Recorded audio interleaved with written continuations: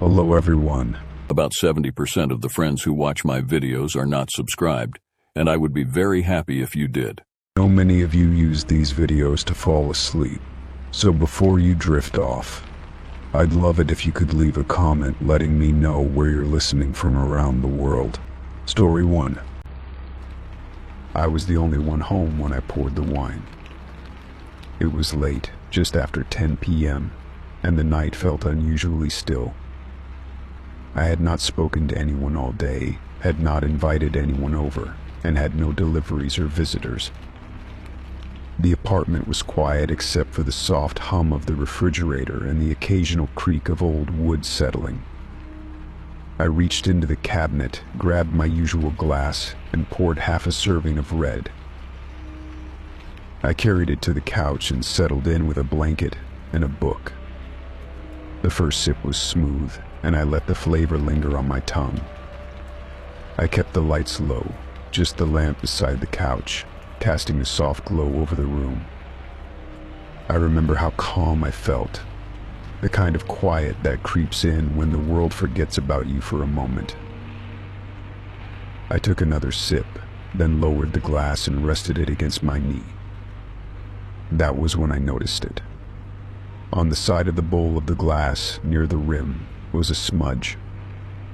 It caught the light at just the right angle.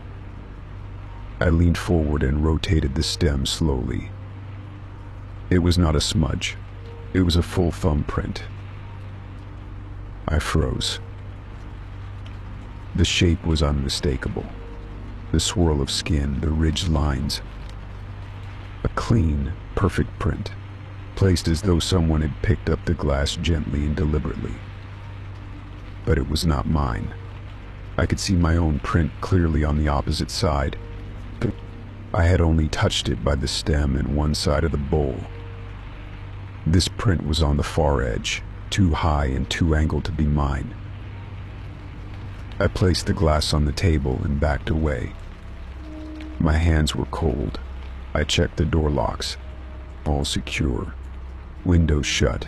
No signs of entry. Nothing broken. Nothing missing. The apartment looked the same, smelled the same. But it no longer felt the same. I returned to the couch and stared at the print. I took a picture of it with my phone. The swirl of ridges was sharp. I held my thumb up next to it and compared. The angle was different, and my ridges did not match. I tried all my fingers. None of them lined up. I even checked the other hand. Still wrong. I went to the kitchen and pulled another glass from the cabinet. It was clean. I held it under the light. No marks. No prints. Then I opened the cabinet door and studied the inside.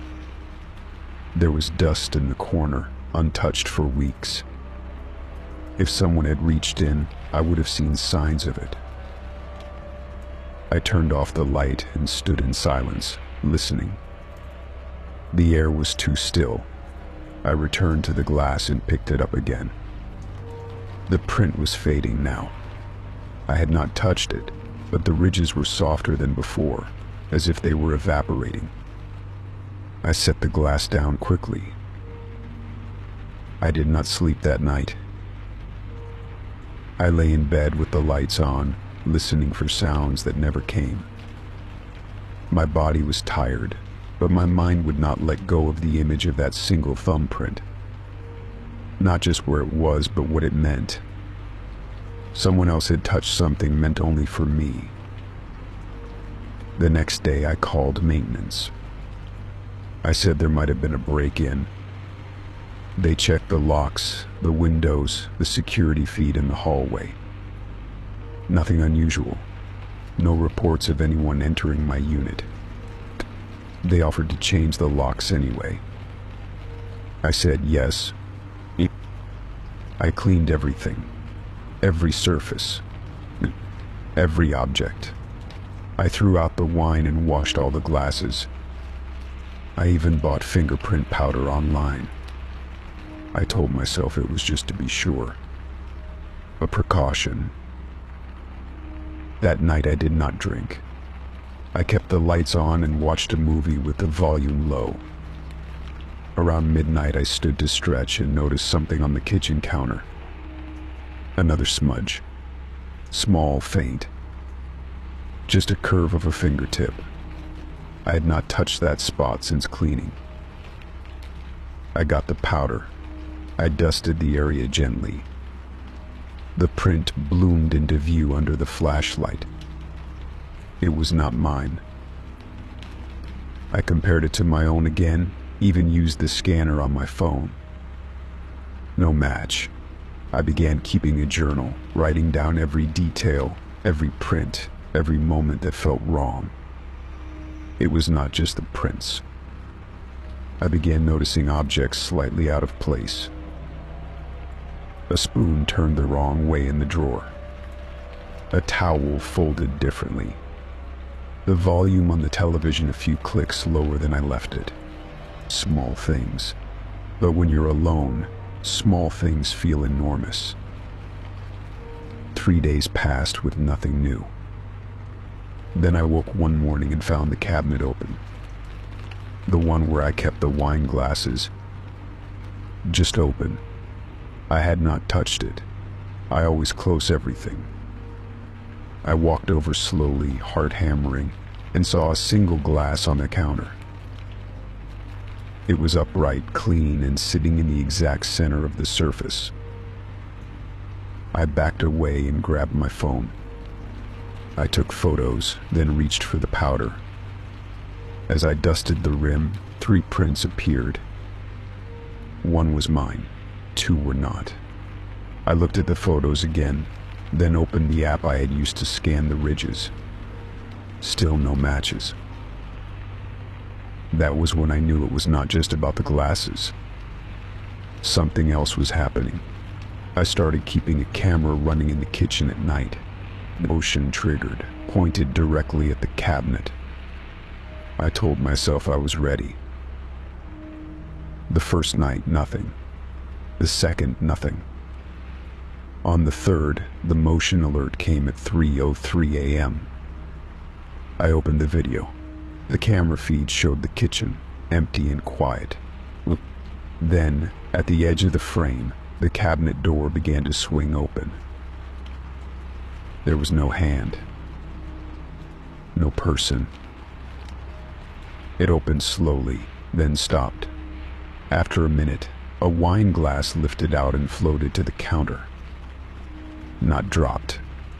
Not bumped. It moved smoothly, like it was being carried. It landed upright in the exact center of the frame. Then the cabinet door closed. I stared at the video for an hour, watched it frame by frame. Nothing visible moved the glass. Nothing triggered the lens beyond the door and the glass. But the video was real. I saved the file, backed it up in 3 places, and took the camera down. I stopped trying to explain it. I accepted that something else was there, watching, moving, touching, but never showing itself. I left the glass where it was and sat at the table that night. I poured a small amount of wine and placed a second glass next to mine. I said nothing, just sat in silence and waited. After an hour, the air shifted. The room felt colder. Not like a draft, but like the temperature dropped around me. I reached for my glass and took a sip. The other glass stayed untouched. I waited longer. Then I stood, walked to the sink, and poured out both glasses. I washed them carefully and returned them to the cabinet. This time I left the door open. That night I slept. No new prints appeared the next day.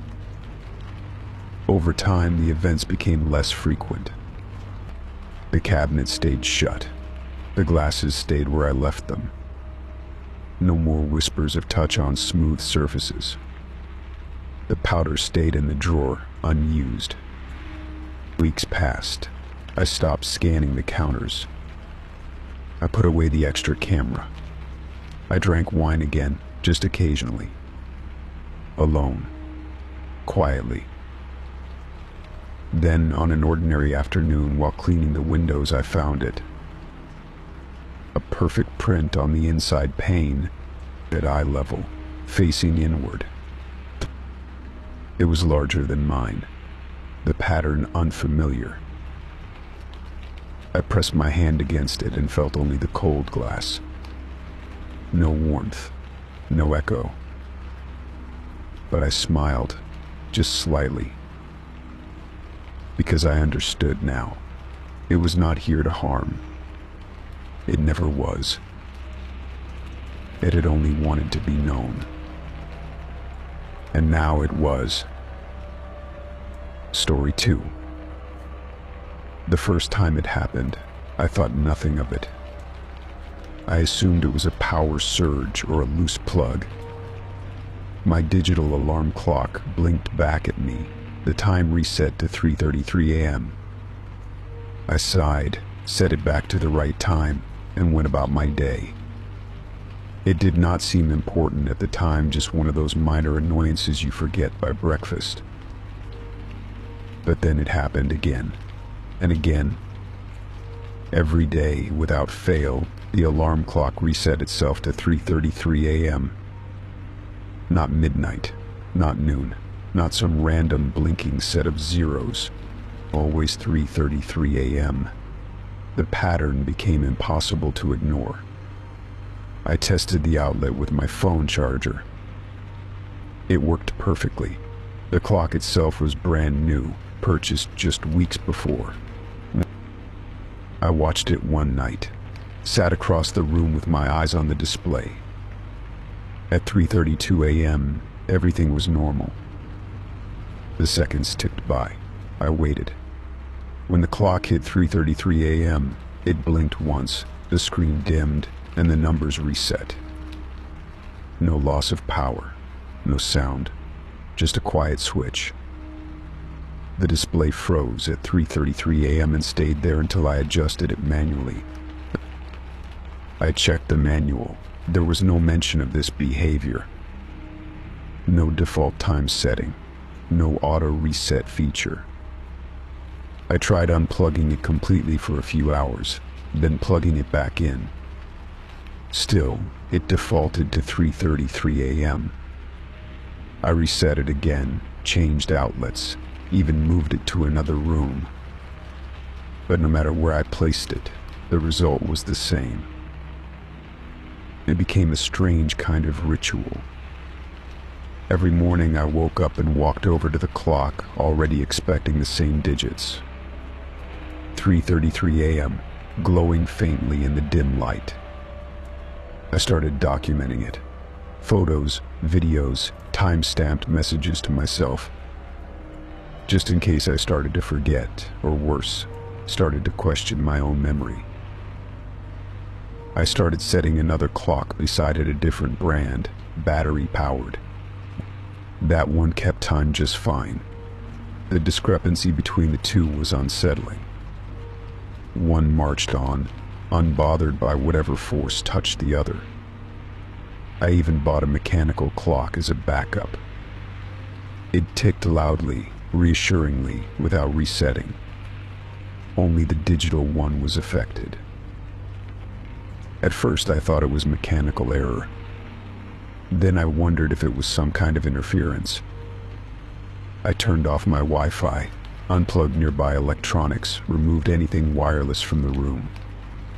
It changed nothing. The clock continued to reset itself to 3:33 a.m. without fail. I tried sleeping in the living room for a few nights. I left the clock alone in the bedroom, closed the door. Still, when I checked in the morning, the display had changed. Always the same time. I stopped adjusting it. I let it stay there, locked at 3:33 a.m. But I could not ignore it. Every time I entered the room, it was the first thing I looked at. One morning I woke up at exactly 3:33 a.m. without the clock alarming. I looked at my phone, and there it was. 3:33 a.m., glowing in white text on the lock screen. I felt like something had nudged me awake. Not noise, not movement, just awareness. Like I was meant to be alert at that moment. I lay there breathing shallow, listening. The house was silent, but the silence felt dense, weighted, like sound was being held back. The air felt colder than usual. I got up and walked slowly into the hallway. Nothing seemed out of place, but that sense of something watching stayed with me. I started to notice other changes, small things. My keys would not be where I left them. The lights would flicker for half a second, but only in the bedroom. The reflection in my bathroom mirror seemed just slightly off, like the angle had shifted. I thought it was the lighting, or maybe I was just sleep deprived. But it kept happening, always tied to that time. 3:33 a.m. I researched it online. Forums, message boards, videos. Most results were cluttered with theories, some technical, some spiritual. A few people mentioned patterns like mine, recurring resets, electronics malfunctioning at specific times. Many linked it to superstition. Some called it the devil's hour. Others said it was when the veil between worlds thinned. I was not sure I believed in any of that, but I could not deny what I was experiencing. Look, I bought a motion detector and placed it near the clock. I kept a notebook beside my bed. Every night, I recorded the status of the clock, the time I fell asleep, and any dreams I could remember. The motion detector never triggered, but I did start having strange dreams. In one, I stood at the foot of my bed, watching myself sleep. I could see the clock on the nightstand, glowing red with the time 3:33 a.m. The room was silent, except for a soft static sound that seemed to come from the clock itself. I wanted to move, but I was frozen, just watching, heart pounding. In another dream, I was walking through my apartment, only it was empty. Not just clean bare, no furniture, no lights, no color. Just shadows. I approached the nightstand where the clock should have been, but instead of the clock, there was a small mirror. When I looked into it, I saw the back of my head. I stopped setting alarms. I stopped checking the clock altogether. But even without looking, I knew when it was 3:33 a.m. My body would jolt awake like it had been touched by cold fingers. My heart would race. My skin would prickle. The air would feel too still. Then one night, I unplugged the clock completely and put it in the closet. I thought that would be the end of it. That I could get rid of the time, the repetition, the tension.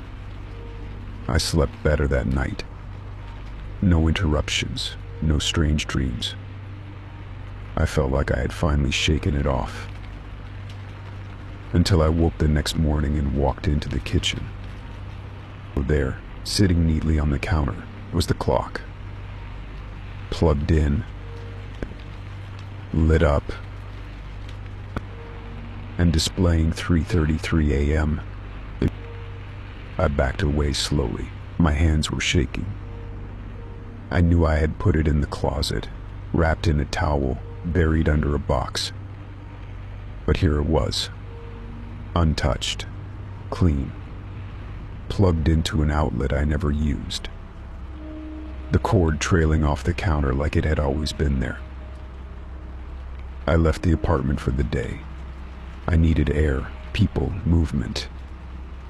I walked through busy streets, sat in a coffee shop, watched strangers live their lives. I tried to forget the clock, but I could not stop checking my watch. Could not stop tracking the time. When I returned home, the clock was gone. I checked the closet. There it was again, in the towel, under the box, exactly where I had placed it days earlier. But now I was certain. Something was using the clock. Something was pushing time back to that moment. Not forward, not stuck. Always returned. Always chosen. I stopped sleeping in the bedroom. I made the couch my new bed. I got rid of every other clock. I turned off notifications on my phone. I stopped tracking the days. I lived in the present, without seconds, without alarms. For a while it worked. I avoided 3:33 a.m. I did not wake up to it. I did not feel it creeping into my bones. I pretended time had no hold over me. Until I heard the beeping. Faint. From the back of the apartment. The closet. I opened it slowly. The beeping grew louder, more insistent. It was not the clock. It was something else. Buried beneath the towels, taped to the inside of the box, was a digital watch, one I had never seen. It blinked at me with a familiar glow. 3:33 a.m. And then it stopped. The screen turned off. I stared at it for minutes, waiting for something else to happen. When it did not, I left it there and walked away. I sat in the living room and stared at the wall until the sun came up. That morning I donated the watch, donated the clock, donated anything digital that could track time. I bought an old wind-up pocket watch and started using that instead. No screen, no blinking, no resets. And since then I sleep fine. The dreams have stopped. The lights no longer flicker. The air feels normal again. But sometimes just before I drift off, I still hear it. The soft, distant beep of a digital display. Like a reminder. Like time is still watching. Waiting to be reset. Story 3. Oh. The first night I noticed the light flicker. I thought it was just a glitch. I had left my laptop on the desk beside my bed, as I always did. I was lying there half awake, staring at the dark ceiling when that soft green dot blinked on for less than a second. I rolled over to check the time on my phone. It was exactly 3:03 a.m. I stared at the laptop, waiting for the light to come back. Nothing. The screen remained off. I didn't touch it. I had closed all programs before going to bed. Maybe it was a delayed notification or some weird background update. I turned back and tried to sleep, brushing it off as a one-time oddity. The next night, the same thing happened.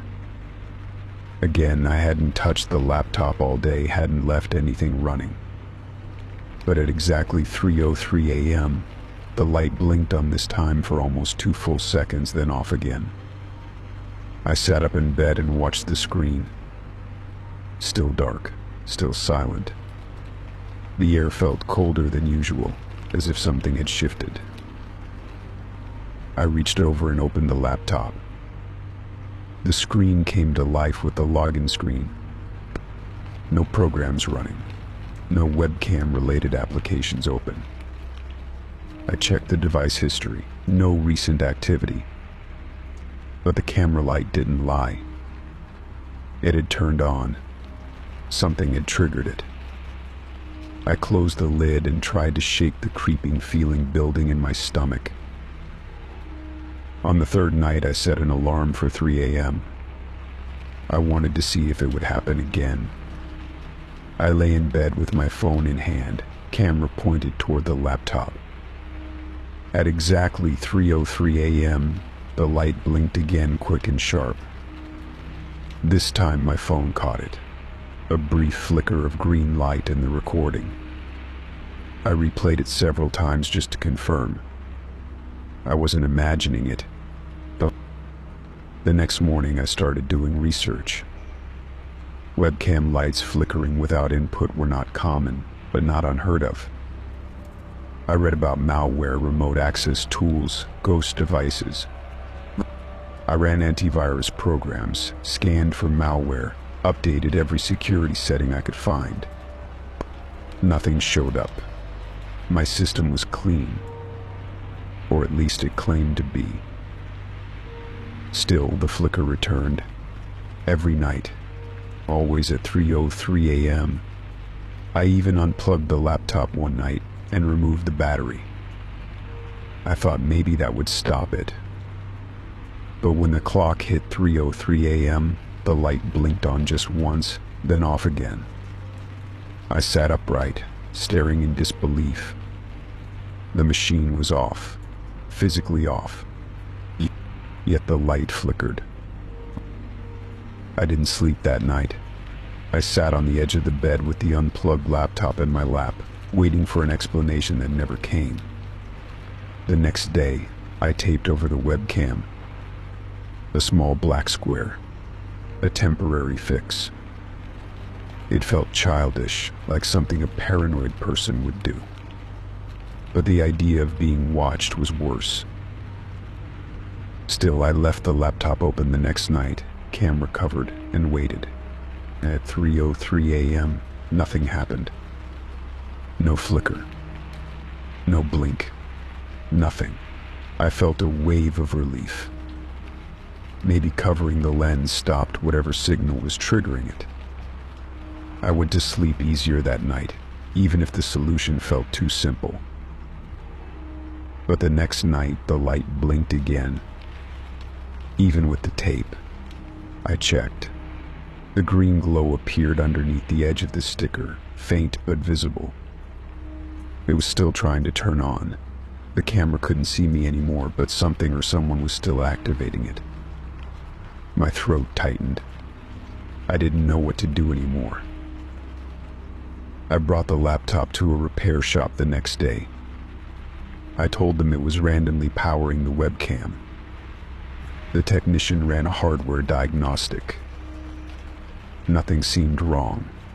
He said the machine was in perfect shape. No viruses, no damage. I asked if someone could control it remotely. He said it was unlikely unless I had installed something malicious myself. I hadn't. That night I turned the laptop off completely. Not just sleep mode powered off.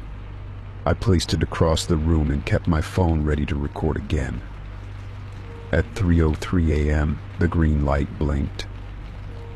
For a fraction of a second, the webcam light tried to activate on a device that was fully powered down.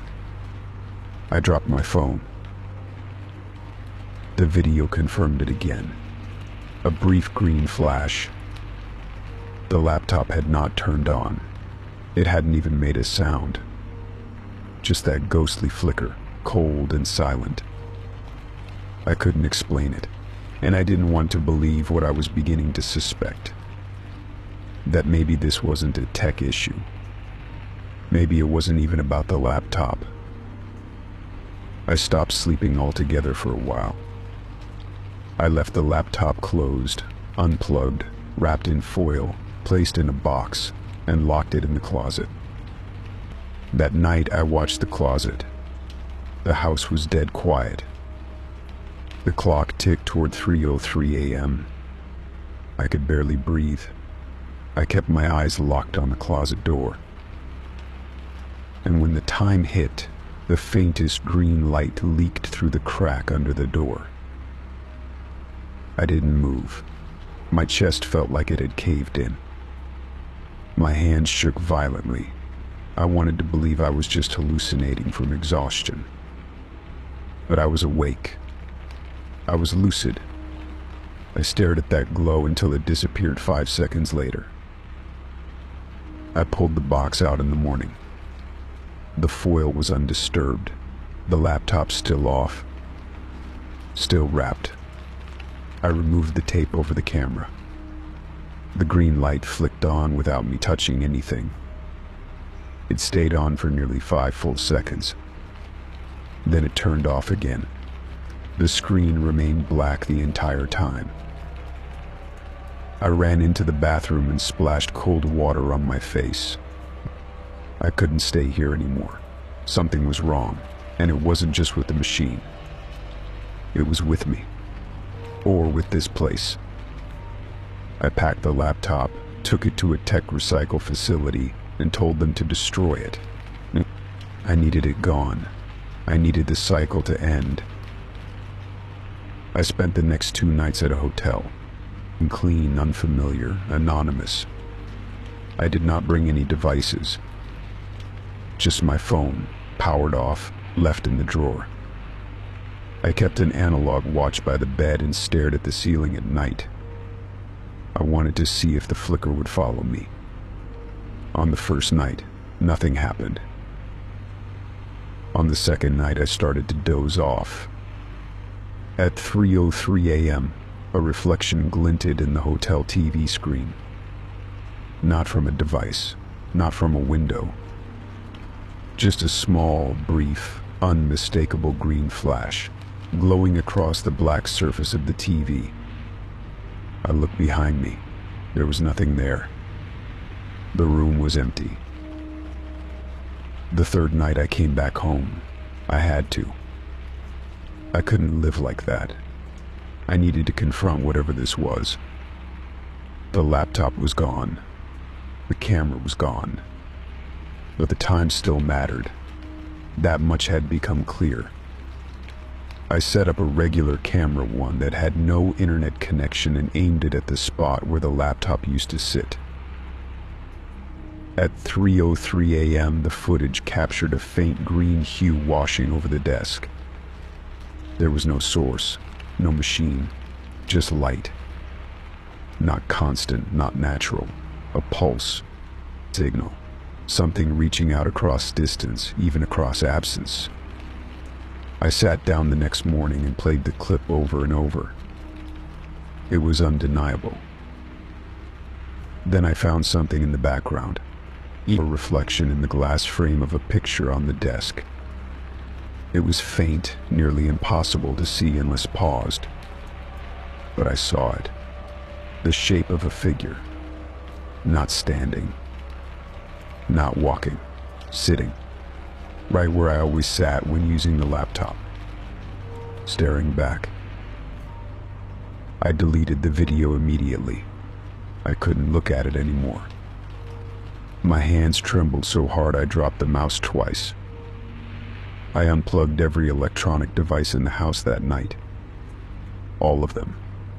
The router, the lights, even the refrigerator.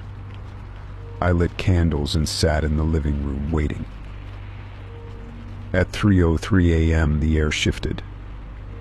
I heard it, not a sound exactly, but a drop in pressure. Like the room had inhaled. A flicker danced across the far wall. I knew what it was without turning to see it. I just kept my eyes forward, frozen in place. The light faded. The pressure eased. Then it was over. For days, nothing happened. I thought maybe I had broken the pattern. Maybe destroying the laptop had helped. But something still lingered. I felt watched. Not constantly, but at precise moments. Always in the middle of the night. Always just before 3:03 a.m. Then one morning I received an envelope in the mail. No return address, no stamps. Just my name written in black marker. Inside was a photo, a screenshot to be specific. It showed me sitting at my desk in the dark. My face was turned slightly, eyes half lidded. It was taken from my webcam. I had never taken that photo. I had never seen that angle.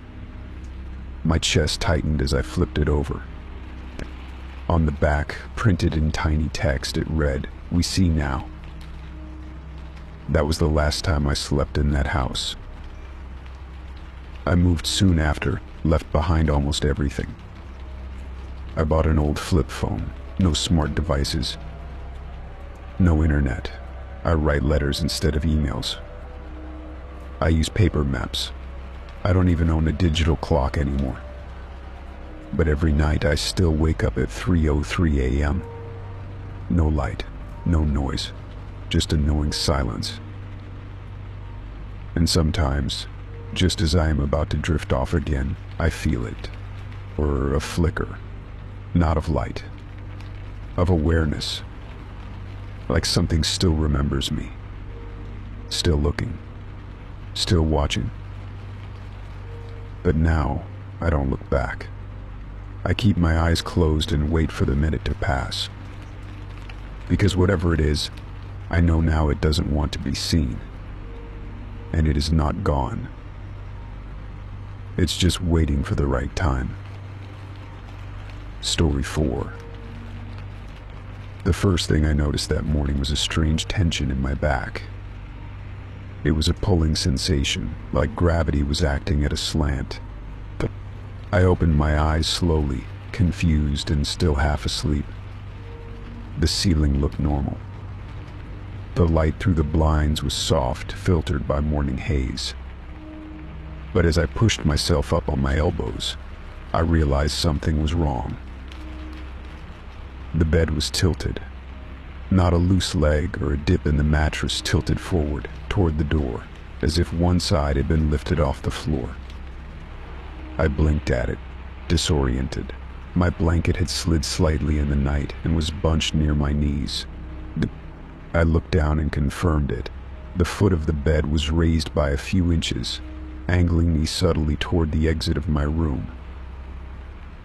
I swung my legs over the side and stepped onto the floor carefully. My slippers slid a bit as if the floor beneath the bed was sloping unnaturally.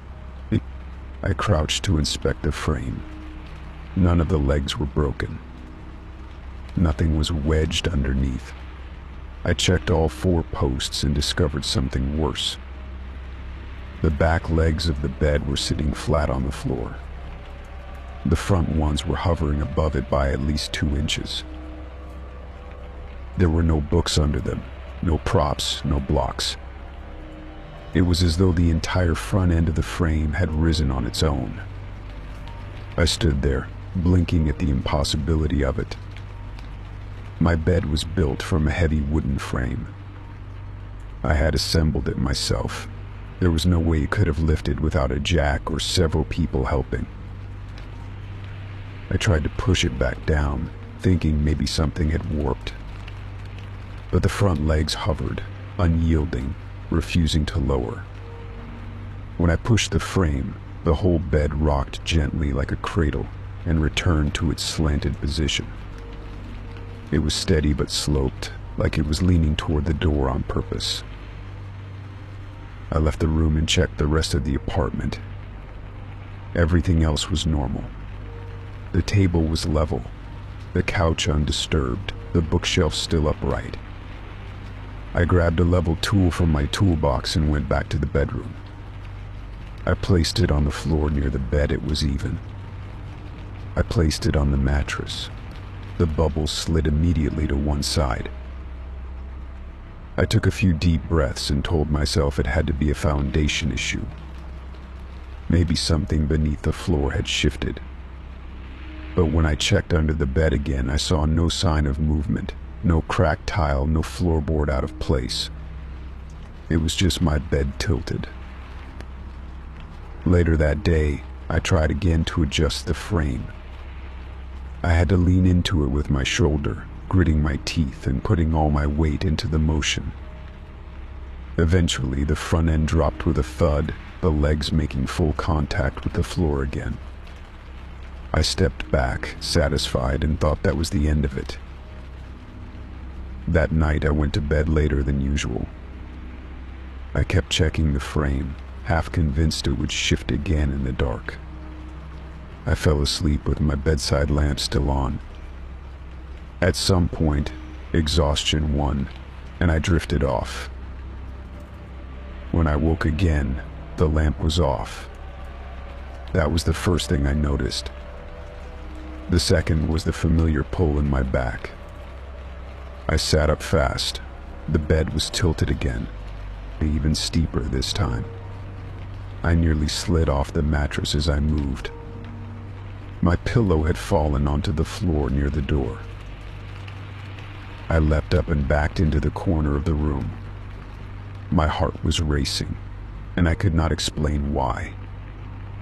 Something about the angle, about the way the bed seemed to tilt itself toward the door, made me feel like it was reaching, like it wanted me to leave.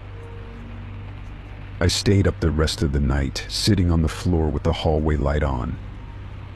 Nothing else moved, no noise, no creaking. Just the quiet presence of the tilted bed. By morning, I was ready to take the whole thing apart. I stripped the mattress, unscrewed the headboard, and dismantled the slats. I laid each piece flat, checked for warping or damage. Everything was intact. I rebuilt the bed slowly, carefully, checking levelness after every step. When I finished, the bed sat perfectly even. I laid the mattress back in place and pressed my hand on it. Firm, flat, normal. That night, I slept in the living room. The next morning, curiosity dragged me back into the bedroom. I hesitated in the doorway before stepping inside. The bed was tilted again, steeper than ever. One of the front legs was no longer even near the floor. It hung in the air like it had been pulled upward. The blanket had slid halfway off the bed, crumpled near the door once more. I reached down to touch the gap between the leg and the floor. My fingers stopped inches away, not from fear, but because of pressure. Not physical pressure, but something felt present in that space, like invisible air had mass, or like something was holding the bed suspended. I called the contractor that day, claiming floor instability. When he came to inspect, I watched him circle the bed slowly. He squatted and examined the floor with a flashlight. Then he stood up and said something strange. He asked if the room had ever been used as an access point. I asked what he meant. He said sometimes the foundation is built with utility shafts, hidden hatches, or crawl spaces. I told him there was no basement, no storage below. He nodded like he understood, but his face told a different story. He tapped the floor once and said, "Hollow under here." Maybe 3 or 4 feet down. I asked him to check it. He looked hesitant. Then he said he did not have the right tools with him and left early. That evening, I removed the mattress again. I flipped the bed upside down and checked the floor beneath. I tapped the tile with a wrench and, sure enough, the sound changed. Near the front legs, the tone was higher. Hollow. I retrieved a crowbar and began prying gently at the edges. The tiles came up easier than expected. Underneath was a sheet of thin plywood. Under that, darkness. A square opening roughly 4 feet by 4 feet, just beneath where my bed had been tilting. I shined a flashlight into the space. It was not a crawl space. It was a chamber. Small, sealed in concrete, with walls that sloped slightly. At the center of the floor was a rusted iron ring, bolted into the concrete. Nothing else. No ladder. No hatch. I lowered a phone down with the camera on and recorded a short video. When I played it back, the footage was filled with static. Just a faint flickering. I tried again. The same. I sent it to a friend. She said the file was blank. I deleted it without telling her the truth. I replaced the tiles, resealed the gap, rebuilt the frame again and placed the mattress back, but I did not sleep in that room. I shut the door and left it closed for days. Still, each morning I would find the bed moved, tilted, always toward the door. One night I sat by the hallway outside the room with the door open. I watched the bed in the moonlight. For hours, it did nothing. Then, just before 3 a.m., I heard it groan. The front legs lifted slowly, like the bed was being raised from below. No hands, no tools, just movement. I stood up and closed the door. I bolted it from the outside. I never went back in. Weeks passed. I moved my things into the living room permanently. I kept that bedroom sealed. I listed the apartment for rent and found someone willing to take over the lease. I warned them that one room had foundation issues. They said they would convert it into storage. The day I left, I opened the bedroom one last time. The bed was upright, perfectly level, but the ring in the floor was now uncovered. The tiles had been pushed aside from underneath. I closed the door quietly and left the key on the counter. Now I sleep in a different place, a place with no strange angles. I sleep on a mattress on the floor. No bed frame, no slats. I check the level of the floor each night before lying down. I listen carefully for groaning, for rising, for shifting. Because once something begins tilting toward you, you realize it is not just furniture. It is invitation. It is movement. It is pull. And I will never again sleep above something I cannot explain. Story 5. I noticed it while rinsing a dish. The spoon in my hand had a ribbon tied around its stem, a thin strip of red satin knotted tightly in a perfect little bow. I blinked, stared at it, then turned the spoon over in my hand. It was mine, no doubt about that, but the ribbon definitely wasn't. I looked down into the sink and saw another spoon. This one had a green ribbon. At first I thought maybe I had forgotten something. A craft project, maybe. A joke I'd played on myself and forgotten. But I live alone. No one else uses my kitchen, and I haven't had guests in weeks. I pulled open the drawer where I keep all my utensils.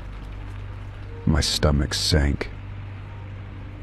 Every single spoon had a ribbon tied around the stem. Neatly, deliberately. Different colors. Red, green, blue, even yellow. Some of the bows were double looped, some simple knots, but all were tied with care. The forks and knives, however, were untouched. Only the spoons. I stood there in stunned silence, trying to understand what I was seeing. I ran through every possible explanation. Sleepwalking. But I would have remembered the ribbon, and I had no spools of it in the apartment. Maybe someone broke in. But who would do this break into my home, tie bows on every spoon and leave? I checked the door. Still locked. No signs of forced entry. The windows were shut and latched. I searched the apartment slowly, room by room. Nothing else was out of place. No missing items, no new ones. Just the spoons. The simple absurdity of it made it even more disturbing. I untied one of the ribbons, half expecting something to happen. A sound, a reaction, but nothing did. I dropped the ribbon into the trash and ran cold water over the spoon, trying to erase the feeling of having touched something private. Something invasive. That night, I barely slept. Every creak in the walls sounded louder than usual. My mind kept returning to the image of the ribbons. How carefully they had been tied. How intimate the act seemed. As if someone had spent a long, quiet hour doing it while I was elsewhere. In the morning, the trash can was empty. I stood over it, stunned. The ribbon I had discarded was gone. The trash liner was still clean and smooth, like it had never been used. I opened the drawer again. The spoon I had unwrapped now had a new ribbon. Orange. Mange. I called the building manager, asked if maintenance had entered my unit for any reason. He said no. There were no scheduled checks, no reports of problems. I asked about security cameras. He sighed and said they were still not functional. Just a blinking red light and a useless housing. I began locking my bedroom door at night. I started keeping a knife near my pillow. Every morning I checked the drawer. Sometimes the ribbons would be gone. Other times they'd be replaced with new ones. One morning, every spoon had a ribbon of the same color, black. I began documenting everything. Dates, colors, how many spoons had changes. But there was no pattern, no repeating sequence. The more I looked for meaning, the more senseless it seemed. And yet I couldn't let it go. Someone was doing this, watching me, entering my space without a trace.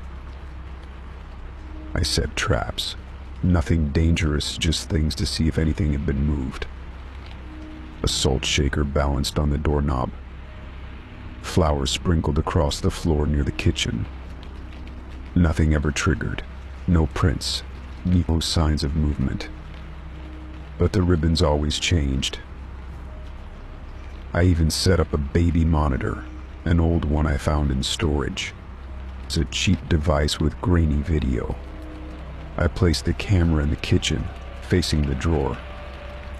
I watched the feed in my room, eyes fixed on the screen until I could no longer stay awake. The next morning I checked the footage. Static. From midnight to 5 a.m., nothing but static. But at 5:01 a.m., the camera feed resumed. The drawer was closed. All the spoons had new ribbons, this time a mix of pastel colors. Pink, lavender, soft green. The kind of colors you'd see at a baby shower. I unplugged the camera and threw it into a box. I didn't want to see anything else. If someone was watching me, I didn't want to watch them back anymore. I just wanted it to stop. Then the dreams began. In them, I was sitting at my kitchen table, surrounded by ribbons. My fingers were tying bow after bow. I could see the spoons laid out in neat rows. I didn't speak. I didn't think. I just tied. When I woke, my hands would ache. My fingertips sore like I had spent the night twisting fabric.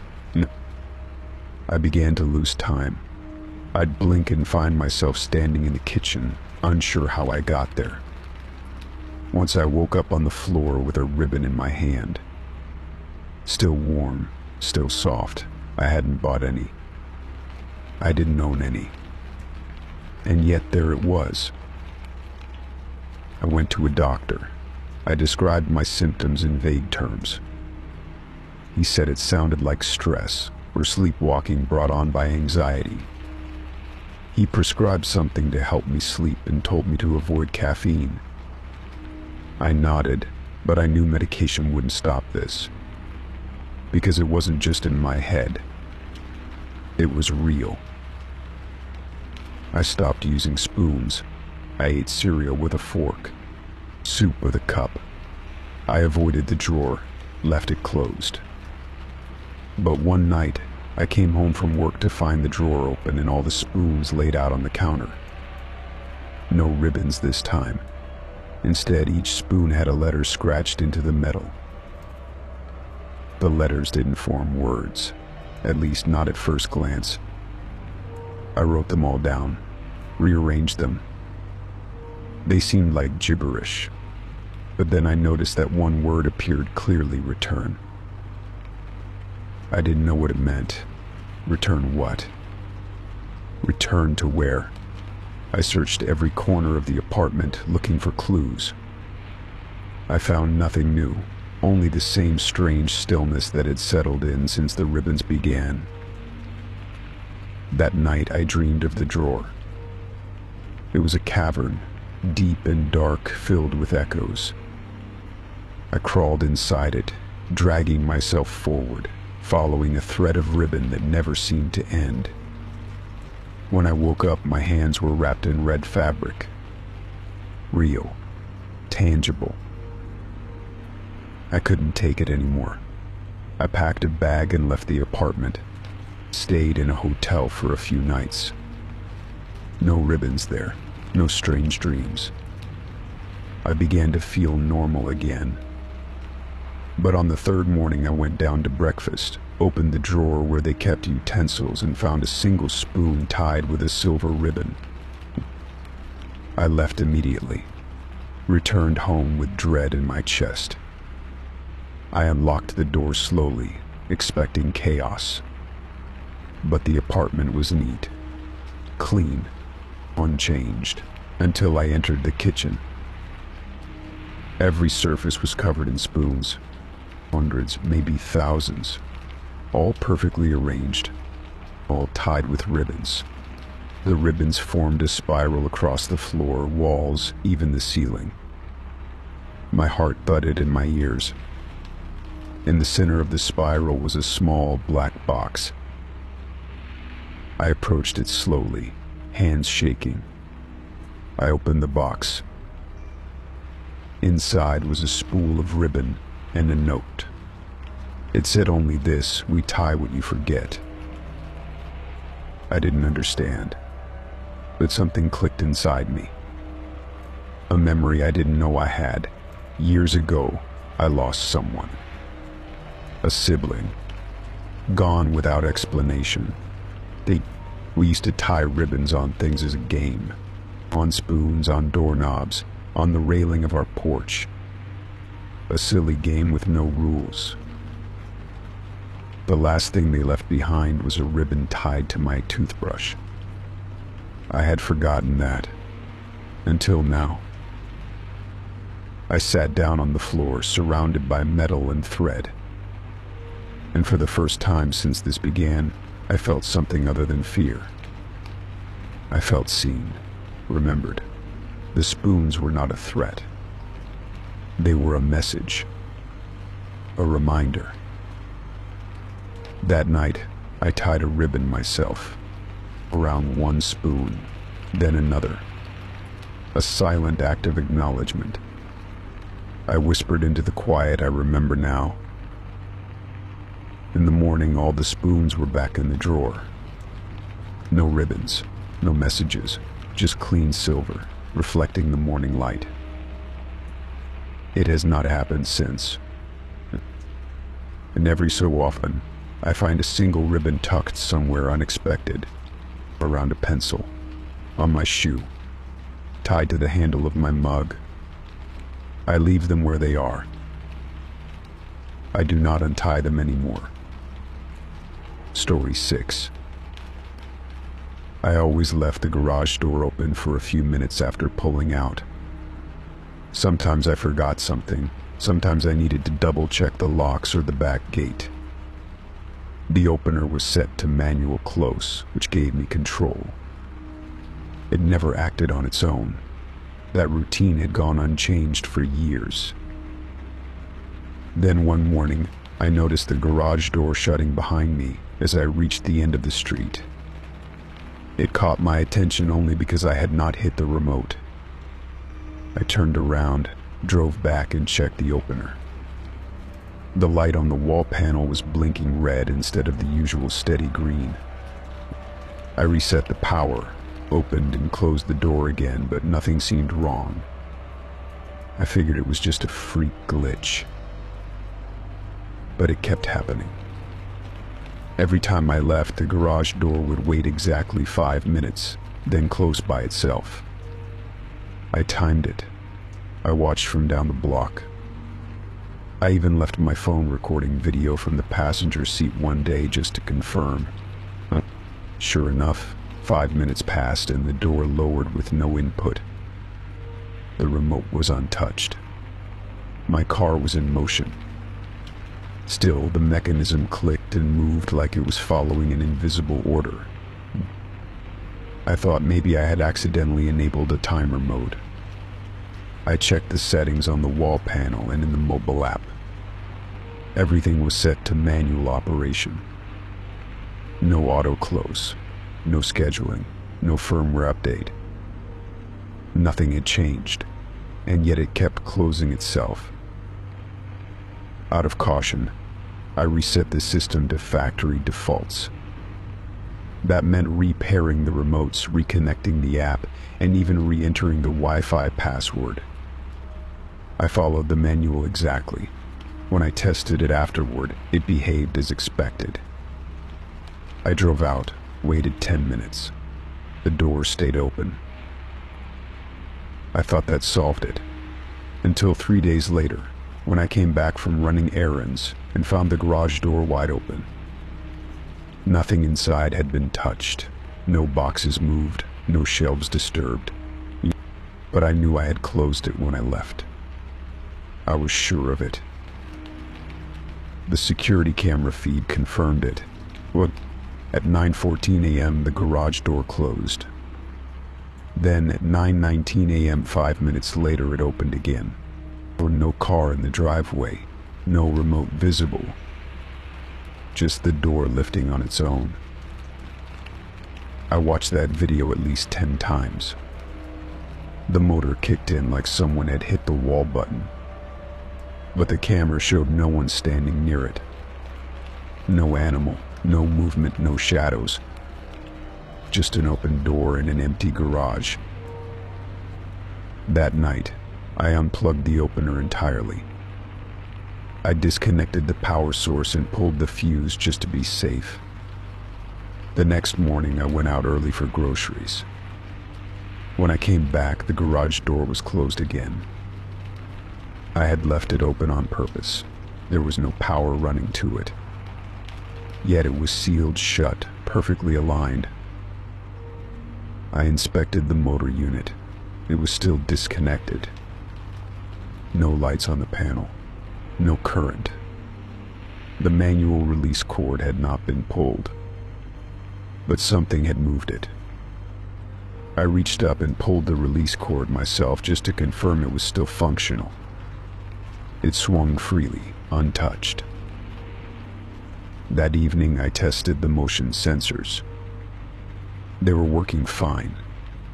The door would stop and reverse if interrupted mid-close. The manual switch still worked when powered. I reconnected everything and decided to sleep in the garage overnight. I placed a chair near the side door and kept the opener remote in my hand. I dozed off sometime after midnight. At 3:12 a.m. the opener clicked. I jolted awake to see the door lifting. The remote in my hand had not moved. The wall button was out of reach. The camera showed no intruders. No animals, no wind, nothing that could explain the activation. I shut the door again and disconnected everything a second time. By now I was paranoid. I contacted the opener manufacturer and described what had been happening. They told me the model did not support delayed open or close functions without third-party automation. I had no smart home system. I asked if someone nearby could have interfered using another remote. They said the system used rolling codes to prevent that. They offered to send a technician. While I waited for the appointment, I removed the opener from Wi-Fi access and disconnected it from the app. I even changed my router credentials and factory reset my phone, just in case.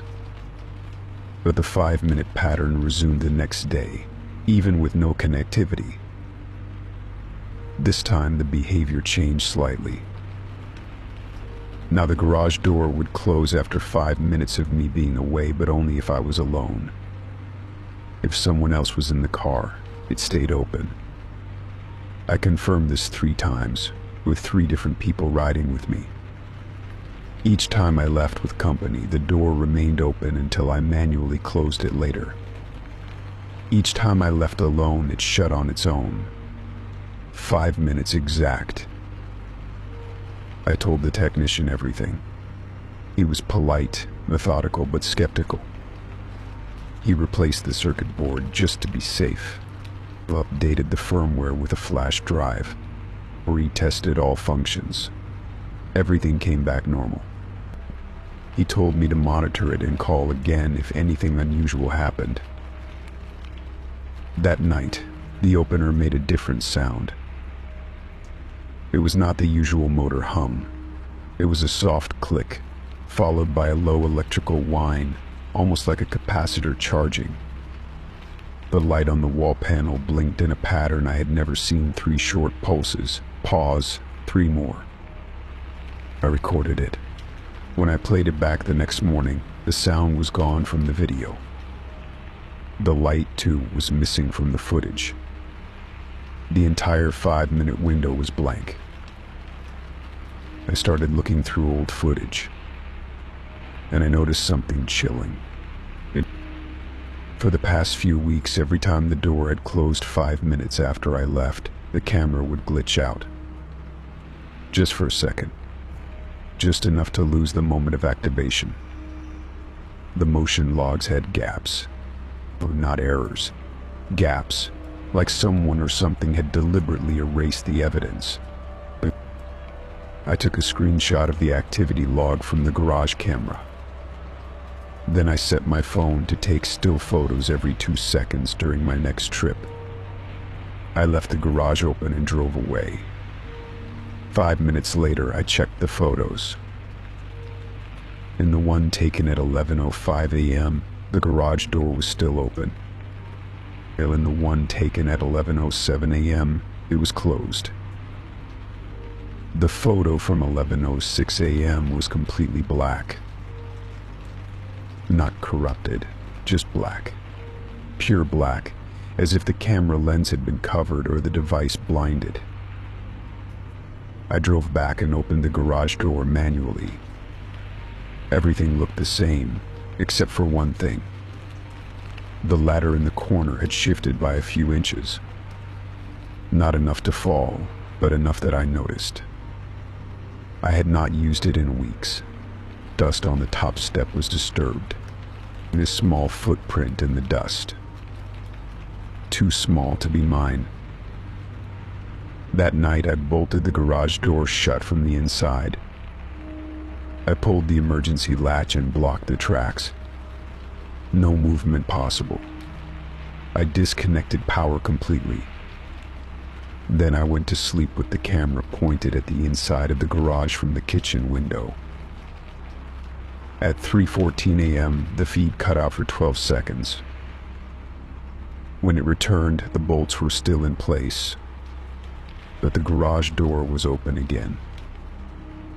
No signs of forced entry, no tampering with the tracks. Just the door, lifted and sitting still. I could not make sense of it. What? The next morning I found something left on the workbench. A single page torn from one of my notebooks. My handwriting, but I had no memory of writing it. It read, "5 minutes is enough." That was it. I moved out that week. The house sold quickly. I never mentioned the garage. Never checked the camera again. I left the opener in place and deleted the app. But sometimes, in my new apartment, the front door clicks by itself 5 minutes after I leave. And when I return, the door is locked from the inside. Story 7. It was just after noon when I stepped into my car, grocery list folded in one hand, keys in the other. The air inside was stale, thick with the smell of rubber and dust. I had not driven in days, not since picking up supplies the week before. I spent most of my time at home working remotely, only leaving for the occasional delivery or to take out the trash. Still, the moment I sat down, something felt different. The driver's seat cushion felt uneven beneath me, slightly sunken, molded in a shape that did not match mine. I adjusted the mirrors, puzzled. The rear view was tilted upward, and both side mirrors pointed too far inward. I knew I had not changed them. I reached behind me and ran my fingers along the passenger seat. That, too, was dented, shaped like someone had leaned into it. The indentations were faint, but clearly formed like someone had sat there recently and shifted their weight. Look. I checked the back seats. The left one had a deeper depression, more recent than the others. I pressed my hand into the foam, feeling the difference in resistance. The fabric bounced back slowly, like it had been sat on only a short while ago. My stomach tightened. I had not driven anyone anywhere in at least a week. No one else had used my car. I popped the trunk. Nothing out of place. Spare tire. Jumper cables. Emergency kit. I looked for scratches, signs of tampering. But the car was clean, unmarked, and locked just as I had left it. I always locked it. Every time. That was habit. I sat back inside and scrolled through my phone. No notifications, no calls or messages, or requests to borrow the car. I checked the door logs on my smart home app. No alerts. The security camera above my garage had been offline for 3 days, flagged with a connection error. I stared at that message, feeling something twist low in my chest. I drove to the store anyway, trying to ignore the way the seat no longer felt like mine. I adjusted it back, changed the mirrors, turned the radio up louder than usual. But the feeling stayed with me. I kept glancing at the rear view, half expecting to see someone duck behind the seat. Nothing happened. That night, I checked the footage from my interior home cameras. Kitchen, living room, hallway. Everything looked normal. I had been alone, just like I thought. I rarely had visitors. My circle was small, and lately I had kept to myself more than ever. But something was wrong, and I could not let it go. The next morning I took pictures of the seat indentations. I measured their depth with a ruler, even compared them to my own weight using a bathroom scale and pressure readings. The numbers did not match. The driver's side imprint was from someone heavier than me. The rear indentation was wider, like a person had leaned sideways or stretched across the bench. None of it made sense. I posted anonymously on a car forum, describing what I had seen. Responses ranged from jokes to stories about animals getting inside vehicles. A few suggested temperature and memory foam patterns could last longer than expected. One person asked if I had checked for tracking devices. That made me pause. I pulled the car into my garage and went over every inch with a flashlight. No trackers, no hidden electronics. But I did find a single black thread caught in the seatbelt buckle on the back left side. It was thick, coarse, like from a wool coat. I didn't own anything like it.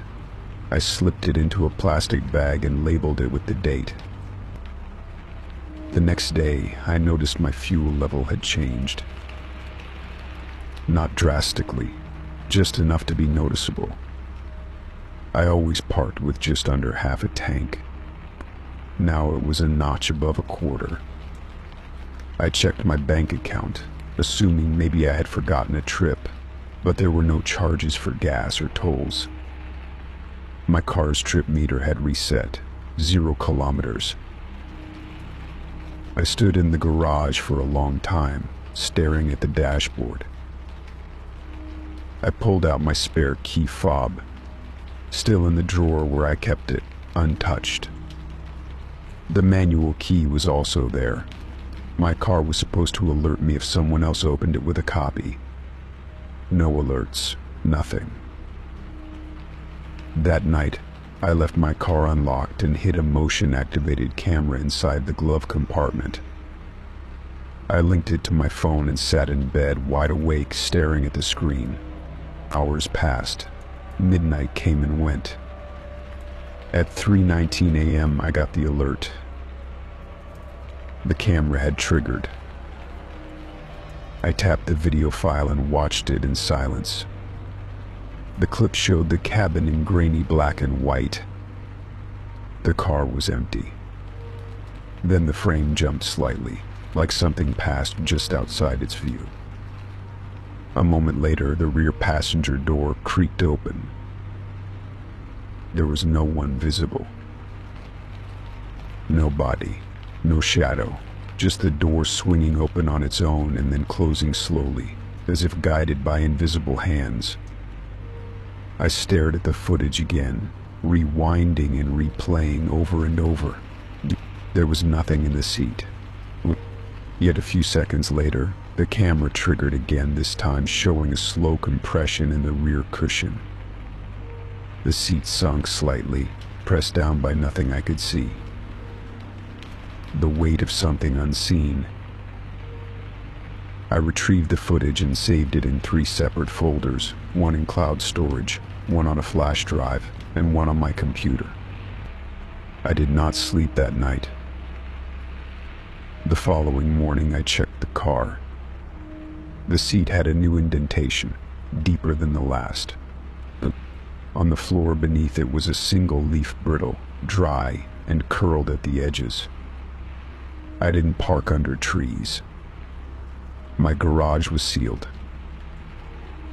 I took the car to a mechanic, said I wanted everything inspected. He found no electrical issues, no signs of forced entry, and no hidden switches or relay attacks. He asked if I might be pranking someone. I said no. He looked at me carefully, then handed the keys back without charging me. By now, I had stopped driving altogether. I ordered groceries, canceled appointments, declined invitations. The car sat untouched in the garage for 3 days. On the 4th morning, I stepped out and looked through the window. There were fresh indentations again. 2 this time, driver and rear, as if someone had taken a passenger for a long drive. But I had not moved the car. The tires showed a faint line of dried mud around the edge. I scraped it off and found flecks of white gravel stuck in the tread. I Googled local roads with that kind of stone. There were only a few within 100 kilometers. I checked satellite maps. One of them passed near an old industrial lot. Abandoned. Remote. I drove out there just before sunset. The road was cracked and overgrown, trees looming on both sides. The gravel turned white as I neared the gate, which hung open loosely, chain rusted through. I hesitated, then eased the car inside. The lot stretched out like a forgotten parking area. Crumbling cement slabs, moss, and broken signs. No other cars. No buildings still standing, just twisted rebar and shattered windows. I parked near the edge and waited. Minutes passed. Then, in the far corner, a car door slammed. I jumped, turned in my seat, scanning the lot. No movement, but my rearview mirror tilted suddenly, as if someone had reached up and adjusted it.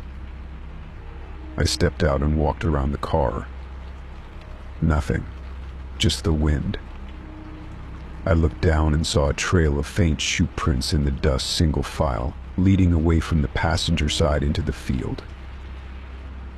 I followed them only a few steps before they stopped, vanished mid-stride. I drove home faster than I should have. That night I locked the garage and bolted the inner door. I sat with every light on. Around 3 a.m., the house grew suddenly cold. I walked to the window overlooking the garage and saw the car's interior light flicker on. Then off. No sound, no movement.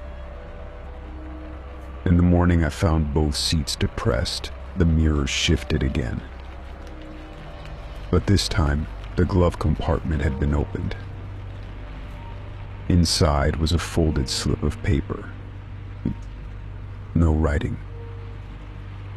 Just the indent of something having been written and erased.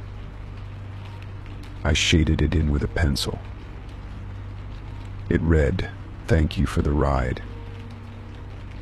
That was the last time it happened. I still drive the car now and then. The seat cushions have returned to normal. The mirrors stay in place.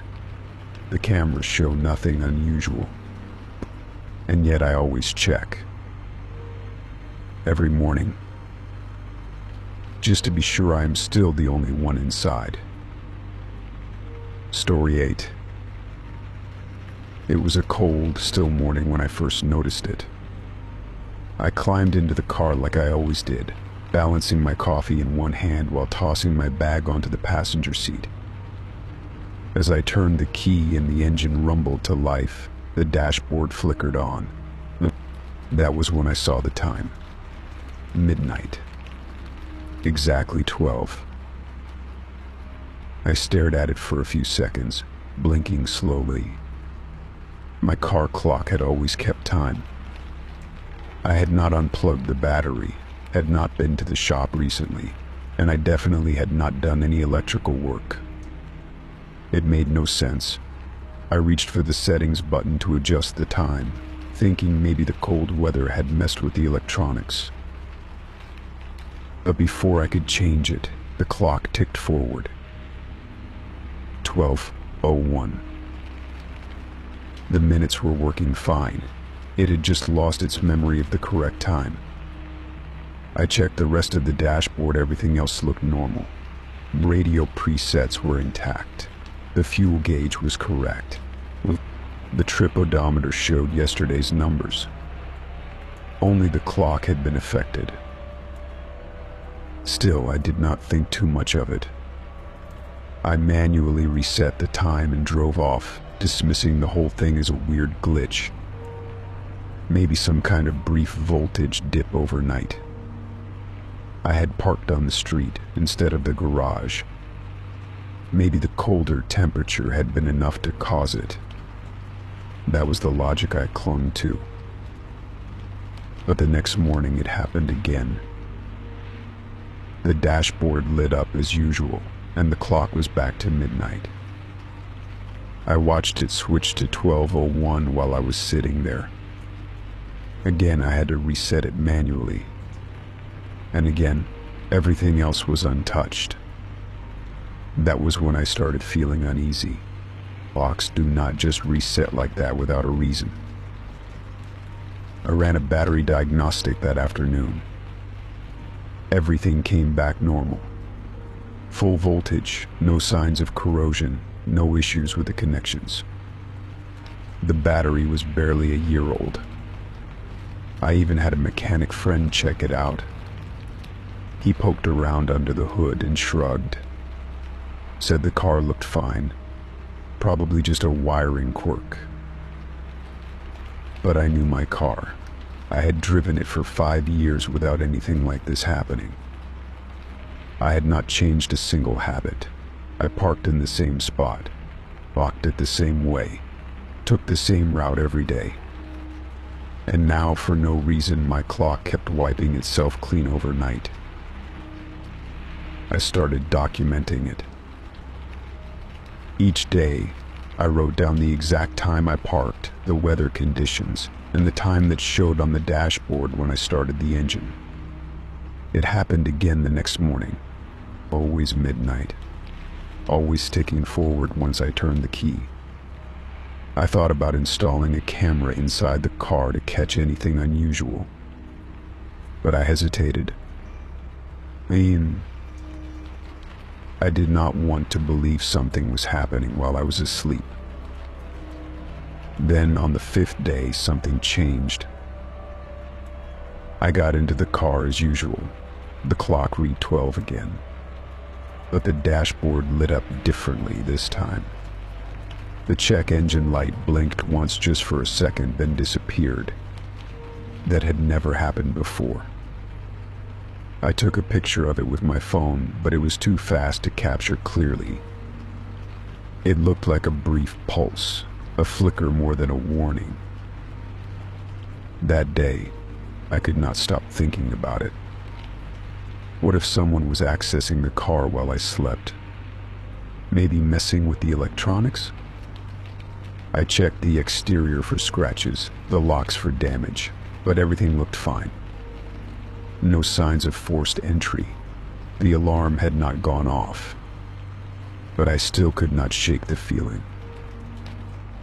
That night I stayed up late and watched the street from my window. Nothing happened. No one approached the car. No flicker of movement. The night was dead quiet.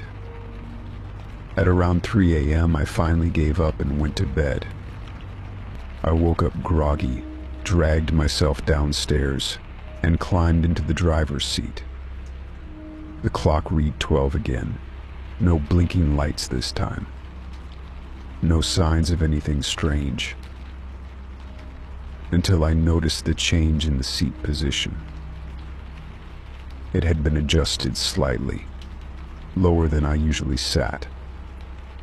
Not much, but enough to notice. My knees were bent more than usual, and the rearview mirror was tilted just a bit too low. I reached down to adjust the seat and felt a chill go up my spine. Someone had been in my car. I checked the glove compartment. Nothing missing. My emergency cash was still there, registration and insurance untouched. The car smelled the same.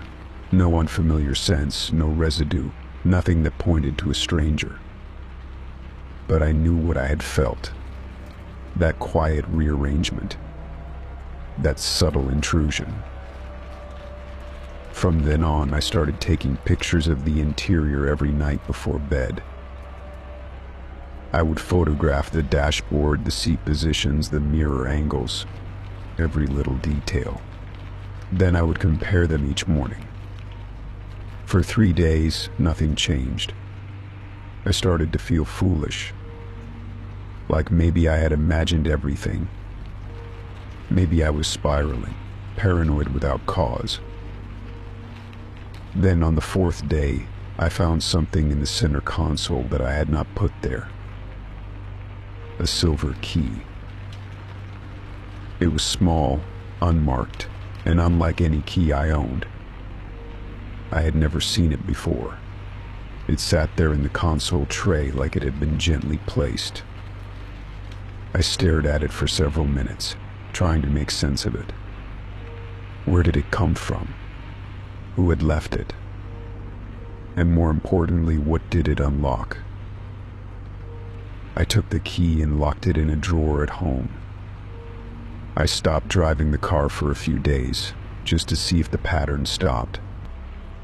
It did. No clock resets, no dashboard flickers. It was only when the car was in use that the cycle resumed. So I returned to it cautiously, waiting for another sign. The next time it reset, I was ready. I drove to a mechanic who specialized in aftermarket electronics. I asked them to inspect the wiring behind the dash. They called me out 20 minutes later, looking puzzled. There was a device installed behind the clock module. A small circuit board, wired directly into the power source, and not part of the factory build. It looked custom. The tech could not say what it did. It did not interfere with driving. It was not transmitting, as far as they could tell. But it was definitely drawing power. I asked them to remove it. They hesitated. Said they did not want to be liable for damage.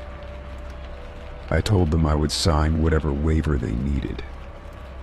I just wanted it out. Once it was gone, the clock stopped resetting. Oh, that should have been the end, but I kept thinking about the key. I took it to a locksmith, hoping they could identify it. They examined it under magnification and said it was not standard. Not for doors, cabinets, or padlocks. It might be for a specialized safe, maybe an equipment locker. But they could not be sure. It was too generic. It could belong to almost anything. I still have it. I still have it. Taped to the underside of my desk drawer, just in case. I never found out who installed the device. I checked with the dealership, no recent service, or no recalls. I reviewed my security cam footage, but the angle was too far to catch anything inside the car. No one ever came forward. No one ever followed up. It was like the whole thing had been erased. But I know it happened. I changed the locks on my apartment, installed motion detectors in the parking space. I check my car twice a day now, before and after driving. I log everything. The clock has stayed accurate ever since the removal. But sometimes, when I sit in the driver's seat, I still feel like the car remembers. Like I was supposed to notice. Maybe the reset was a signal. Or maybe it was a test. Either way, I passed it. I got the device out, kept the key, and walked away still in control of my life. Whatever the purpose was, whoever wanted access, they did not get it. Not all the way. And they won't. Story 9. It started with a shallow scratch along the side of my front door frame. A thin, vertical, and just deep enough to reveal the pale wood beneath the paint. I noticed it one morning as I locked up, keys in hand, bag slung over my shoulder. It hadn't been there the day before. I ran my fingers over it, more curious than alarmed at first. The mark wasn't random. It was deliberate. A downward motion, like someone had dragged something narrow and pointed from eye level to hip height. I glanced around, half expecting someone to appear, but the hallway was empty. Still, the way the scratch lined up so neatly disturbed me in a way I couldn't explain. I told myself it might have been an accident. Something brushed against it while someone walked by.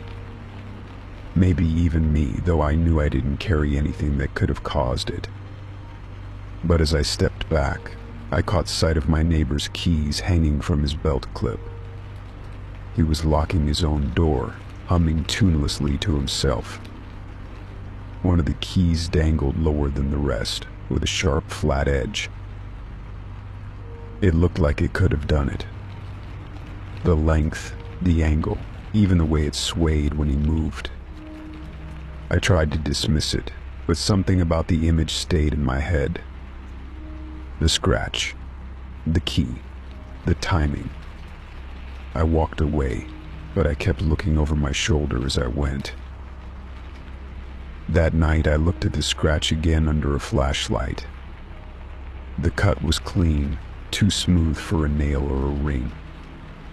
And it was right where a key would have landed if someone brushed past on purpose.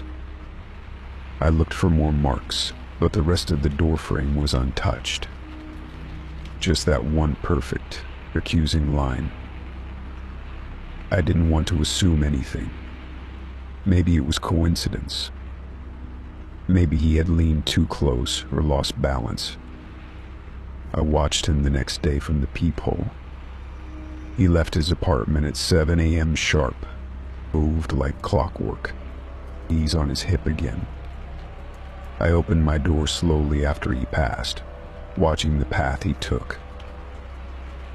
There was no reason for him to walk that close to my door. The hallway was wide enough for 3 people side by side.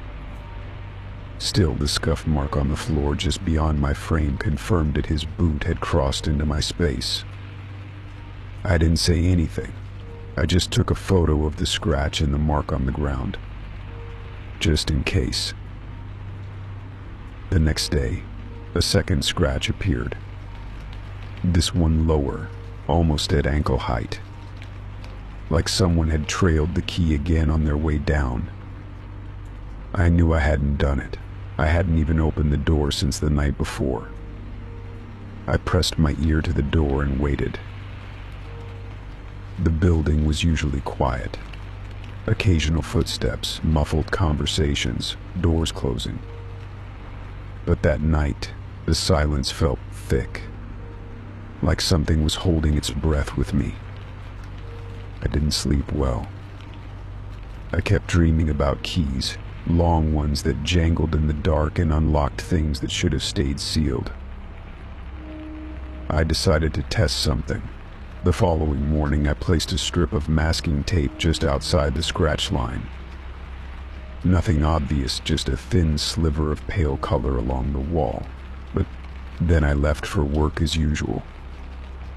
When I returned, the tape had been torn through. A new scratch ran right alongside it, parallel to the others. Now I was sure someone was doing this deliberately. Watching my door, marking it. The scratches weren't random. They followed a path. A vertical tally of something I didn't understand. I thought about calling building security, but what would I say? That my neighbor's key might have brushed my paint? Instead, I started keeping a log. Photos, timestamps, notes. I added a piece of thread along the floor, stretched taut like a tripwire. Next day, snapped in half. No sound. No alert. But broken clean through. That night, I left my phone recording video through a gap in the door. The footage showed nothing, just the still hallway and dim light. Until 3:40 a.m., a figure moved past the frame. Too quick to see a face, just the glint of keys at their side.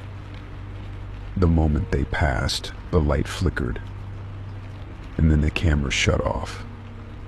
The recording stopped mid-frame. I showed it to a tech-savvy friend. They couldn't explain the flicker or the cutoff. Said it might be interference, maybe the battery.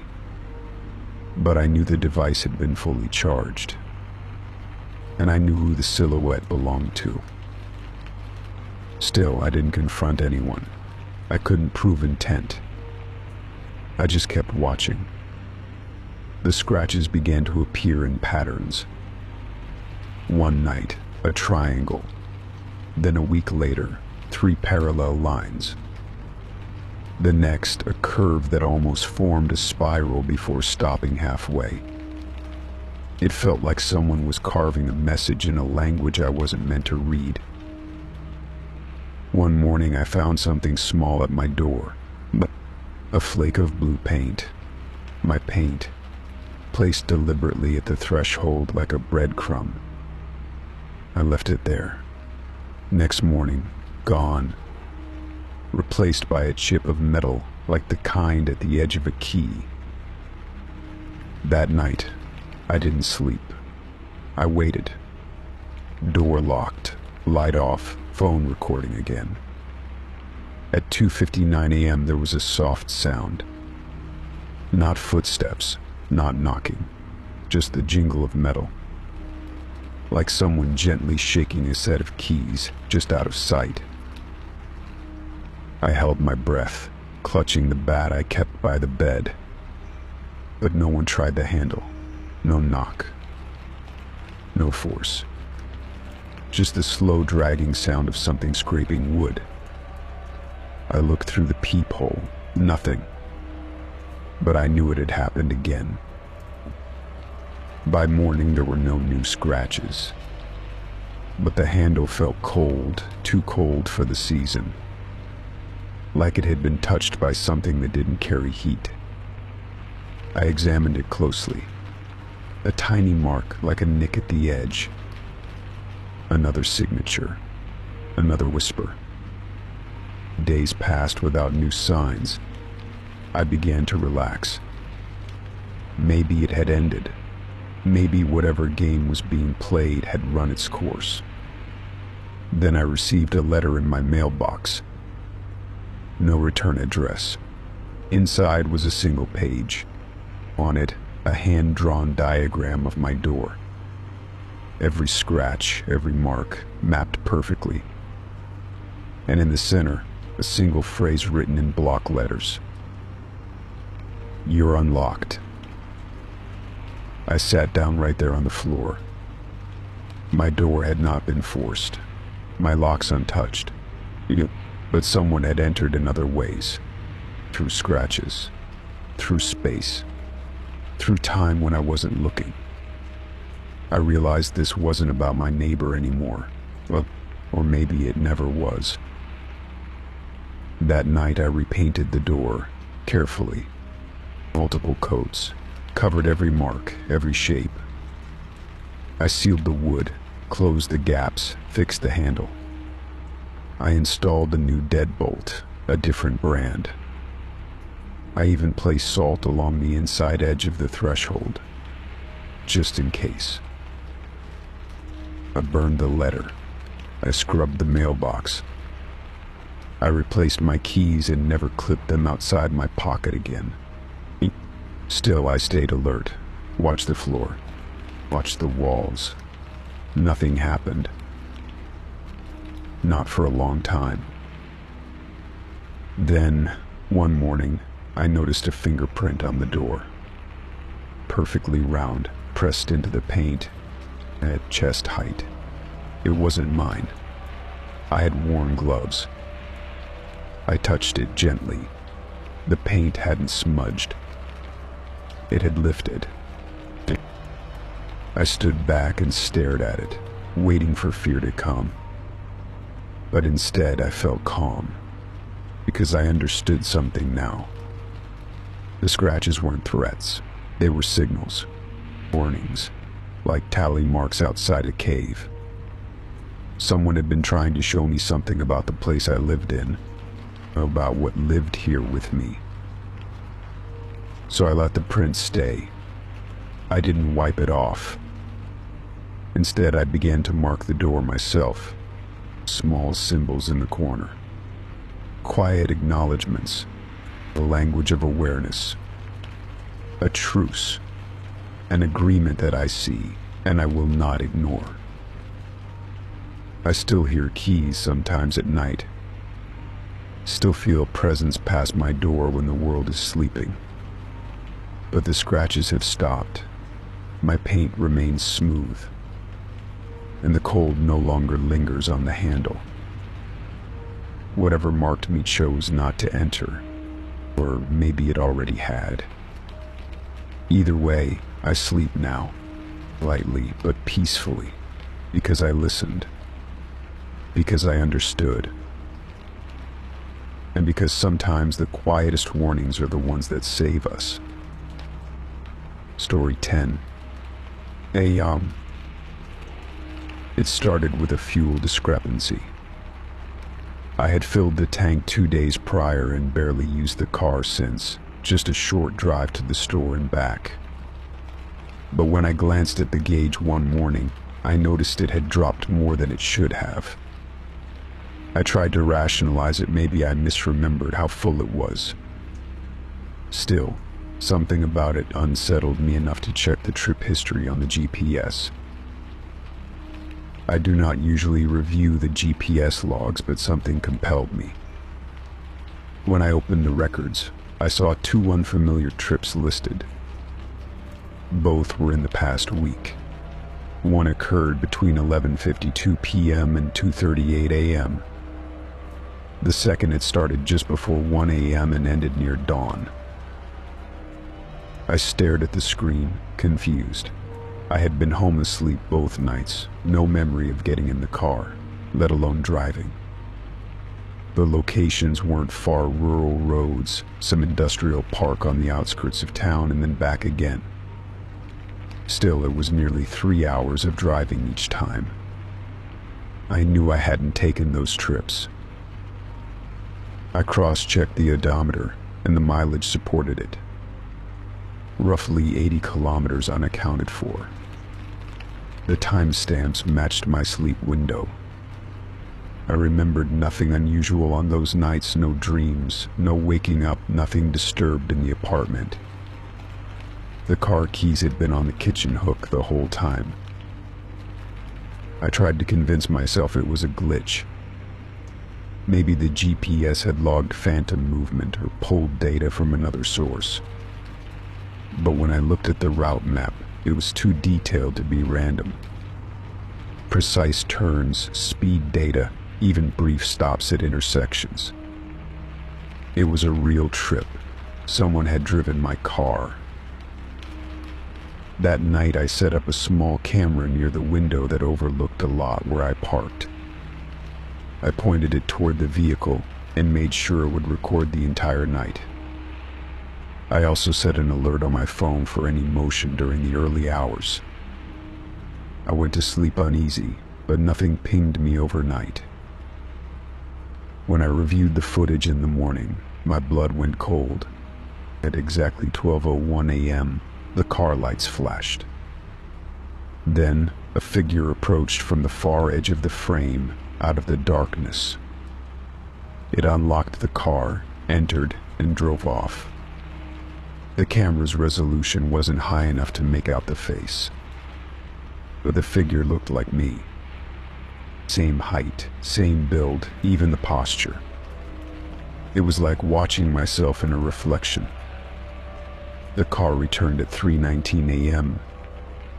The figure parked it perfectly in the same spot, locked the doors, and walked away, disappearing again into the shadows beyond the frame.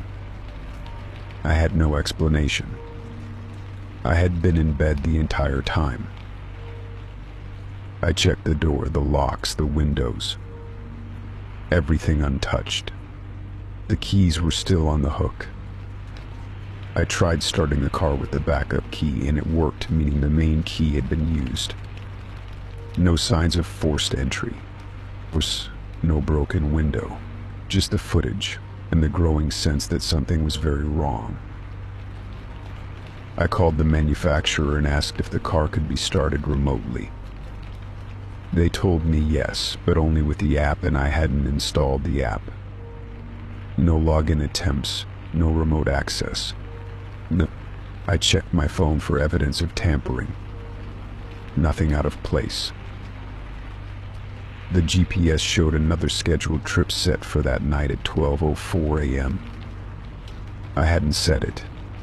The calendar entry simply read departure with no destination listed. I deleted it immediately and disabled GPS syncing. Then I pulled the fuse for the GPS system entirely, hoping to sever whatever connection had been used. But the following morning the car had moved again. It was still in the same space, but slightly crooked, like it had been returned in a rush. The camera this time showed nothing.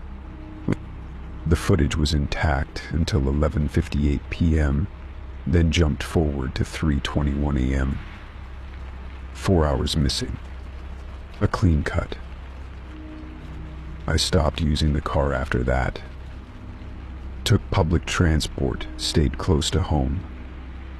Still, the GPS unit continued to log trips. Even without the fuse. I checked it once more and saw a new log entry destination marked only as home. The strange part was, it showed the car never leaving the lot. That same night, I woke up to the sound of the apartment door creaking. I thought maybe I was dreaming, but then I heard the soft jingle of metal. I stayed perfectly still. After a few minutes, the sound stopped and the silence returned. In the morning, everything looked undisturbed except my car key was gone. I tore the place apart. Eventually, I found the key inside the closet, wedged behind a pair of shoes I never wore. I had no memory of placing it there. I began to think maybe I was sleepwalking. I installed motion detectors in my bedroom, set them to trigger alerts if I left the bed. 2 nights passed without incident. Then on the 3rd night, the alert pinged me at 1:12 a.m. According to the logs, the sensor detected me standing by the door for over a minute, but I had no memory of it. I checked the indoor camera, and it showed something even stranger. I walked out of the bedroom, straight to the front door, unlocked it, and left. The video cut off for 3 hours, and when it resumed, I returned and walked straight back to bed. The strangest part was my face. I looked calm, focused, not asleep at all. I visited a doctor and explained part of it, saying I had concerns about memory lapses. They suggested stress-induced parasomnia and sleepwalking, possibly triggered by irregular patterns or unresolved anxiety. I didn't argue. I accepted the sleeping aids and tried to believe it was that simple. I didn't take the medication, though. I wanted to be aware, in case it happened again. I stayed awake all night that week. The car didn't move. I started to think maybe I had disrupted the pattern. But then I found another GPS entry, this one without timestamps. It showed a circular route, looping the industrial area several times. Look, there was no clear start or end, just a track. Like someone was driving in circles for hours. I printed the map and drove the route myself the next day. What I found was worse than I expected. Along the route were old warehouses, mostly abandoned. But one had a functioning keypad lock on the side entrance. My name was scratched faintly into the metal of the door frame. I had no memory of ever being there. I didn't go inside. I left immediately and never returned. That night, I disconnected the battery from the car completely. Took the keys with me, double-locked everything. Still, at sunrise, the car was parked differently. The dirt clung to the tires. There was a crumpled piece of paper on the passenger seat. It was blank except for one sentence, written in my own handwriting. "You bring yourself here." I never told anyone about that note. I burned it in the sink and poured water over the ashes. After that, the trip stopped. The GPS stopped recording. The sensors no longer triggered. I started sleeping through the night again. It was as if the cycle had ended. Weeks passed, then a month. Life returned to normal. But just this morning, I checked the car before heading to work. There was dirt on the mat I didn't recognize, and a new GPS route, one that had started at 2:01 a.m. and ended at 5:47 a.m. This time, the destination was a cemetery on the edge of town. I called in sick. I drove there in broad daylight. I walked through the rows, expecting nothing. But near the back, I found a single headstone with no name. Just the word "waiting" carved into the stone. I left the cemetery and drove straight home. I removed the GPS system entirely, ripped out the wiring, and filled the slot with cement. I do not use the car after dark anymore. I park it blocks away, locked in plain sight. I know something tried to use me. I still do not understand how or why. But whatever it was, I interrupted its pattern. And even though I feel it watching sometimes, even though I still find the occasional dirt trace on my shoes, it has not returned to full strength. Not yet. And I will make sure it never does. Story 11. I got into my car like I always did, slipping into the driver's seat with my morning coffee in one hand and my work bag in the other.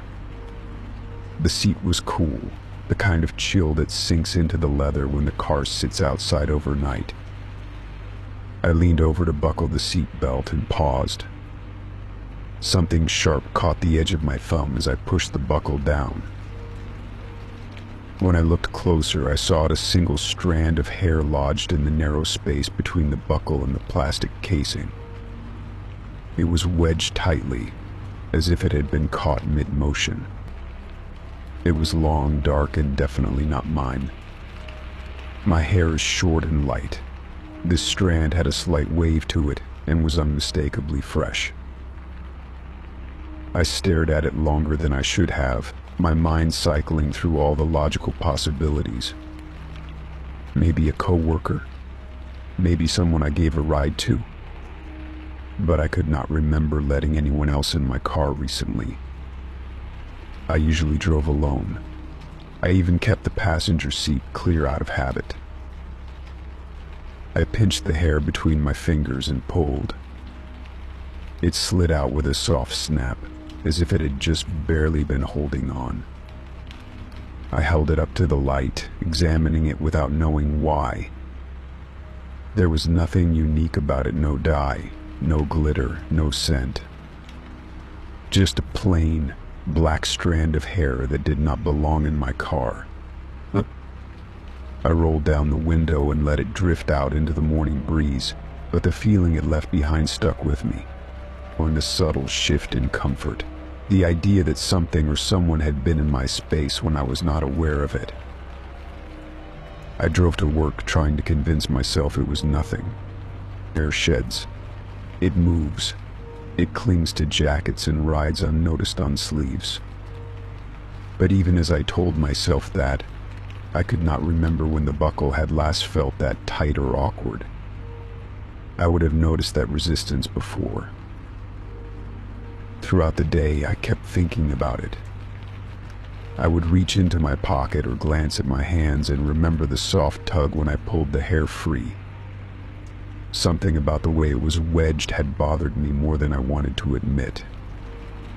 I told myself to forget it.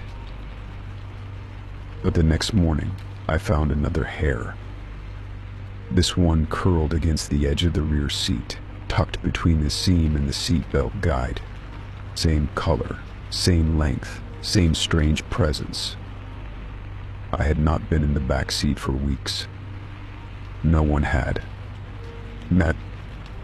I reached for it cautiously and slipped it free. Once again, no explanation came to mind. My car is always locked. I never leave the windows down. No signs of tampering, no missing items. But now, 2 strands in 2 days, both in places no one should have touched. I began checking my car before and after work, opening the doors, examining the seats, scanning the floor mats for anything out of place. I vacuumed everything thoroughly and wiped down the inside with a cloth. I made sure to look carefully at every corner. The 3rd morning, nothing. The 4th, nothing. But on the 5th day, I found something else. It's a fingerprint on the inside of the passenger side window. It was faint, oily, the kind of smudge a thumb might leave when someone leaned too close. I hadn't touched that window in weeks. I reached over and compared it to my hand. The print was larger than mine, angled from above, as if someone had pressed their hand there while watching me. I wiped it off with a cloth and sat in silence for a while. Later that evening, I checked the dash cam footage. The camera faces forward, with only a partial interior